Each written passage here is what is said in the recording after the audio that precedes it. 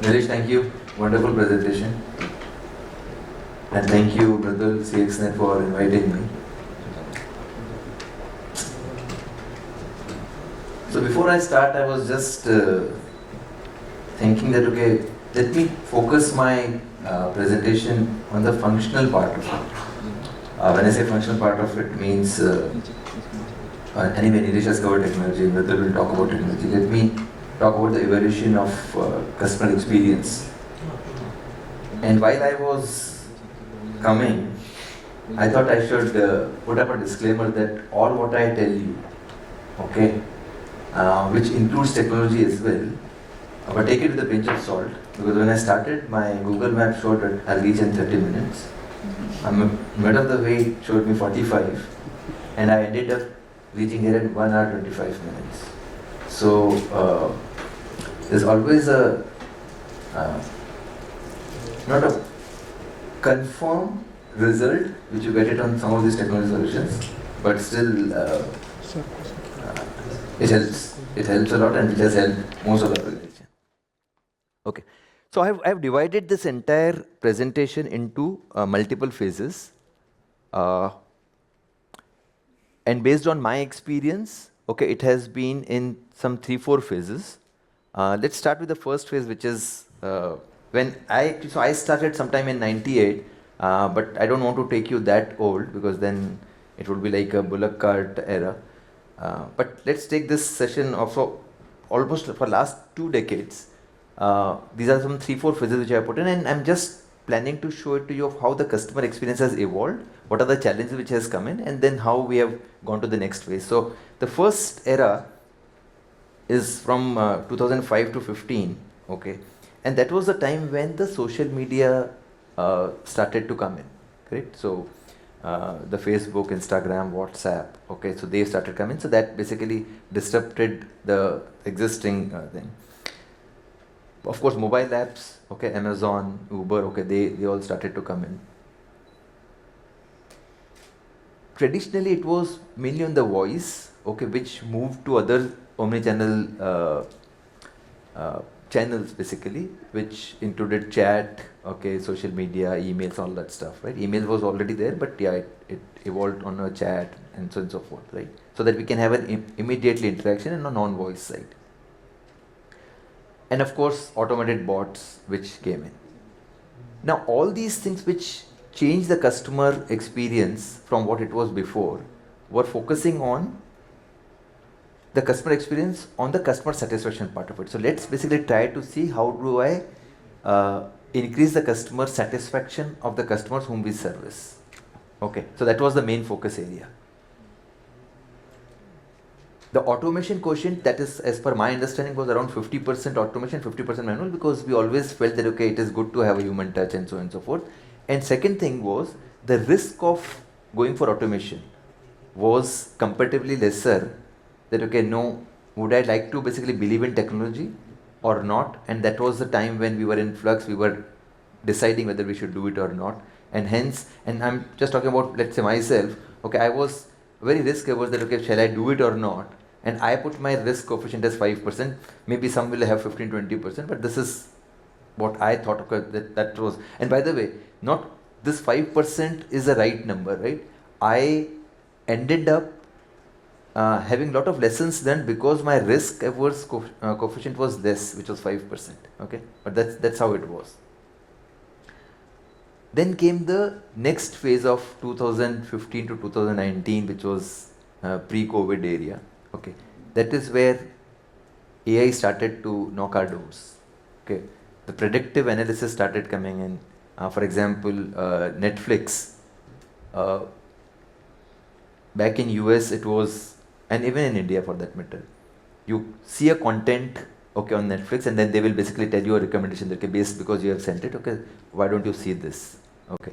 Another example can be Ford Motors, okay, as well as one of the customer which I worked with, G Energy, okay, where they started doing a predictive maintenance, okay. So Ford basically started doing that before the car breaks down, okay. Why don't I do a predictive maintenance? They could basically assess the automobile engines, okay, and then recommend this is the proactive maintenance which is required so that the downtime can reduce, okay. So that was the AI featured, AI enabled predictive maintenance sort of thing which came up. Voice assistants came in, right? Google, Alexa, all that stuff. So they basically started getting into it to provide a better customer experience to the customers. And the one important part which was different from the previous phase was customer journey design mapping. Okay, which essentially means that earlier the entire customer journey was designed or the mapping was done based on the entire customer journey. Then we started breaking the customer journey into multiple phases. Okay, so this is the exploration phase of the customer journey. This is the purchase phase of the customer journey. This is the post-purchase phase. Okay, then how do I map the experience on different phases rather than keeping it one customer experience as a scale? So I have to give a different experience while the person is on the exploration. I have to give a different experience while he is actually doing the payment and doing the purchase. And then how do I basically give the experience of a post-purchase journey, which is customer service and so on and so forth. So that mapping started happening.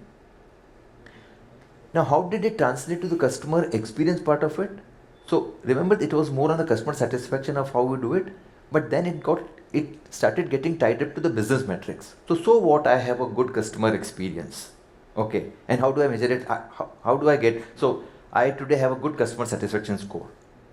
But how does it map to my business metric? Is it helping me to give me greater revenues? Is it helping to basically to reduce my losses? So this customer experience metric started connecting with the business metrics. So I would not basically be happy with only the customer metrics as far as it connects to the business metrics, and that has to be tied up. So that was the evolution, that was a change which organization started putting up. Okay. Again, going back to the automation quotient increased to 75% because of all these new tools, technologies, platforms which are available to us. And my risk coefficient also increased. Okay, now I trust technology a little more. Okay, I can go ahead and do little more automation because I have seen it's happening, right? So that also basically helped. Post that came the era which was the most beautiful era for technology perspective. Okay, the COVID era. It changed completely. It was the best time as far as the technology evolution is concerned.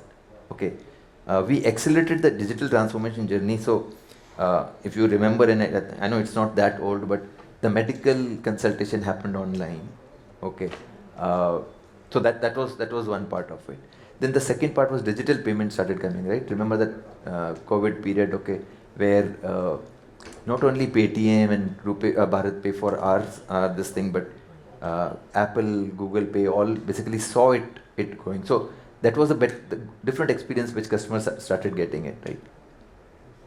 Contactless services, right? Remember the food delivery, okay, which was earlier in the very nascent stage, and after Corona it became so popular because people couldn't go to the restaurants, and that basically helped. The check-in, I remember having a word with Puneet, who's IHCL's CEO, and how the contactless hotel experience, check-in experience, was so important for people who were going to check in, right? So all these things started getting into the COVID during the COVID era, but it was I think from my perspective, the technology was at the peak to use this. The work from home which we started doing for customers. So remember all that on this security, that security. Through technology we could find a solution of everything which was being done at a delivery center or at an ODC. All moved to the houses, and we were still able to give the same services, right? And an organization, I remember TCS, Infosys, all the service providers, they used to claim that, okay, it took us just 7 days to move the operations from our ODC to home, and without any client disruption and so on and so forth. So the customer experience changed from how fast I can move it and provide the same customer experience what I used to provide it in a pre-COVID area to this during the COVID area. Correct? The automation was at its peak, as I said, and I took this coefficient to 85% automation. Okay, let's automate everything with the risk again increasing. Okay, so now I have no choice. If I don't take that risk, okay, I am behind. So the appetite of taking the risk and going with this technology solution increased. Then let's come to the present stage. Okay, so this is the last stage where we are in today, right? And here comes the big elephant, ChatGPT, Gen AI, okay, which essentially came in and it disrupted how the content is being created, how the customer service is being done. Okay, so that was one thing. Okay, the AR and VR which came in, right? I remember checking how the frame would look like on my face on lens card. Though of course being a Tata loyalist will still go and buy a Titan Eye. Okay, but the beauty of lens card showing it, okay, how the frame would look like was amazing. Mintra basically showed how this particular polo T-shirt, okay, would fit onto my my physique or whatever, right? So that was something which came in, right? Uh, with all these things happening, okay, it basically created a big worry among people that, okay, are they safe? Is their data safe? Is their privacy being taken care of it? And hence came one of the big initiative of the data privacy. Correct? And that also saw it that, okay, yes, of course you do all this automation, of course you do all this good customer experience, but again, are you crossing the line? Okay, and hence the data privacy came into picture that, okay, yes, we have to be careful, we have to ensure that, okay, we do not cross the line. Personalization doesn't mean that, okay, I know all your PIA information, okay, and if I know it, okay, then I'm using it properly, not for it's not abused. Correct? So that is what is happening today. The focus, which was of course on the business metrics, of course which was on customer satisfaction, that continued, but the integrations became one of the biggest thing, right?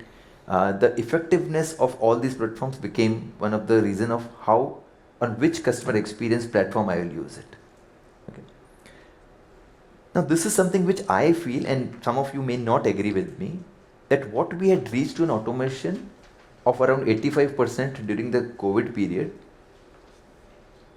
because we did not have a choice of doing a human interaction, okay, at that point of time for the same constraint which we had during COVID, it saw organizations to basically rethink on it that, okay, are we automating it too much?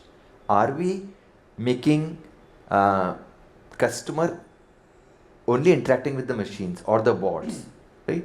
Hence, I personally see there was a very focused effort to bring the human touch back to the customer experience, so that, of course, it reduced the automation part from 85 to 75 in my graph. But the idea is that, okay, not all business cases, not all use cases, okay, will continue to automate it or will continue to provide a machine or a bot solution to it. So let me basically bring some human interest. For example, I ordered a bike, okay, for my son, which has to be delivered on his birthday, and if it doesn't get delivered on his birthday, okay, the customer should be able to talk to an agent, which, like, by the way, this is a real true example, okay, of Tata Neu, and how the agent would help getting that bike delivered on the same day, okay, which probably, okay, in a more automated, in a machine form, okay, would not have been possible. So that coefficient got a little reduced, okay, but still not vanished, okay, it still be there, it will continue to be there, but that human quotient, okay, got bad or got a little more preference again. The risk factor of that 75% automation which I'll do it, again my confidence grew, okay, and now I have seen it, many of these tools platforms working to the best of their efficiencies, and hence this is my last slide. So now this is where we are, right? What is the future of customer experience in my perspective, right? In my view, right? One is, I think Nilesh mentioned about the smartphone evolution and the adoption across the world, right? More than 50%, I think, okay, on the world uses smartphones. So organizations are now going on a mobile first strategy, which means irrespective whether I create a PW or not for my services or products, okay, let me first create an app, create a mobile solution for it, because that's what would help you in making the customer experience better. Okay. Personalized customer loyalty programs and app experience. So today, if you see the loyalty program, okay, they are for a particular cohort. So for example, I can divide my entire user base or customer base into, let's say, platinum, gold, silver, and so on and so forth. And I'll have a loyalty program which is associated with the platinum cohort. very specifically. So all my platinum codes will have a similar loyalty program, benefits, offers, whatever it is. Now it is moving to that within platinum. Okay, I may be a platinum customer, Mridul may be a platinum customer, but his choices are different and my choices are different. And hence I will design a loyalty program which is right for Mridul, right for me, okay, and right for anybody else. Okay, so that even the app experience, okay, when I go to an app, okay, what I will see it on the app, even though I'm from the same cohort, would be different than what Mridul would see it and anybody else would see it. Okay, so that is another thing which is changing. Real-time customer feedback. So today we do get a customer feedback. It is a little dated, okay. And let's take a very simple example of we sending a survey. They're telling us, okay, what they like, don't like it, okay. Or we send a WhatsApp, and or even on the app we take it all the time. But can I basically, and I will, and by the way, it is already started. While I'm talking to the customer, while I'm chatting with the customer, okay, I'm getting a real-time feedback because this is what the sentiment of the thing is. I can predict what my customer satisfaction score would be, and based on that prediction, I can bring all those interventions which I need to make things better for it. Okay, so that is something which will do it. And last is the data privacy, which I was talking about.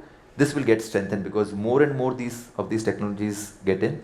More and more there is a so-called threat of how it can be abused, and hence these laws, and we all already know that there are laws which are being made, and not only for e-commerce but across. Okay, so those will get strengthened. So these are my this is my perspective of how the future of customer experience would look like.